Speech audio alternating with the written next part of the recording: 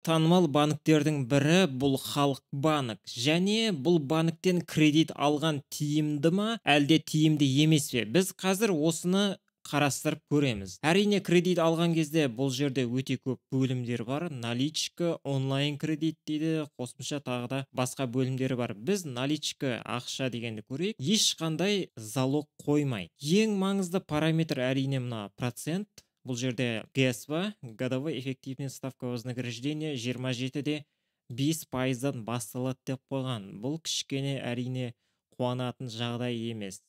Оның не үшін екенін мен қазір түсіндірем. Бұл жерде енді арнайы калькулятор жоқ. Бірақ енді біз мынаған қарайтын болсақ, онда біз айына қанша төлейміз, мен қазір есептеп берейін. Қанша қосып төлейміз? Мысалға біз миллион теңгені алдық дейік. Миллион теңгені аламыз, көбейту 27-ге 5%, сонда 275 мың. Енді бұл аяқ есептеуге болады, 275 мың теңге қосып төлейміз. Яғни жылына 27% деген бұл өте жаман көрсеткіш. Сондықтан байқап отырғандарымыздай мына жерден кредит алу өте тиімсіз. Егер 2 жылға алатын болсаңыз, бұл 55%-ды құрайды. Қазақстан заңы бойынша 1 жылдың ішінде мына процент 56%-дан аспауы керек.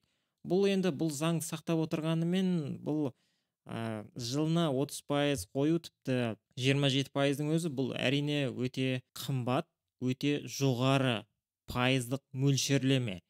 Бұл және мына жерде от деп қойған. От 15 деген емес, бізге мынаған қарауымыз керек. Міне, бұл годовой эффективная ставка вознаграждения деген банктың сборлары болады, кредит, әртүрлі комиссия болады, немесе соның бәрі осының ішіне кіреді. Міне, от деп қойған, және мен тек мынаумен есептеп отырмын. Бұл 36% болуы мүмкін, немесе 40% болуы мүмкін, немесе 56%-ға дейін өсіре алады.